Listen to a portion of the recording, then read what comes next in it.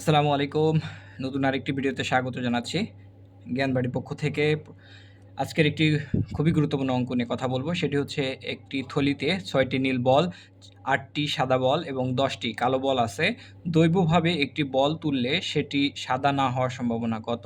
এই অঙ্কটি এসেছে ৩৭তম বিসিএস, ৪৬তম বিসিএস, পোস্টার মাস্টার জেনারেল ২৩ সহ অসংখ্য চাকরি পরীক্ষায়। তো এটা সম্ভাবনা এখানে বলছে কি সাদা না হওয়ার সম্ভাবনা কত? তো প্রথমে আমাদের বের করে নিতে হবে সাদা হবার সম্ভাবনা। তারপর কি করতে হবে? সাদা না হওয়ার সম্ভাবনাটা ১ থেকে সাদা হওয়ার সম্ভাবনা বিয়োগ করলেই আমাদের এই না হওয়ার সম্ভাবনাটা পাবো। সো আমাদের এখানে মোট কতগুলো আছে? মোট বল ইকুয়াল টু কত? 6 প্লাস 8 প্লাস 10, সো 24। সো অনুকূল ঘটনা কোনটা?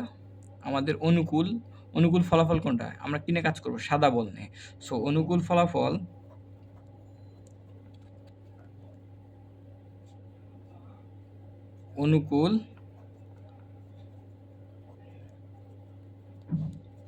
কত? 8। সুতরাং আমরা লিখতে পারি সাদা হওয়ার সম্ভাবনা। সাদা হওয়ার সম্ভাবনা কি? আমাদের যে মোট যে ফলাফল ভাগ করব কি দিয়ে? অনুকূল ফলাফল দিয়ে ভাগ করব।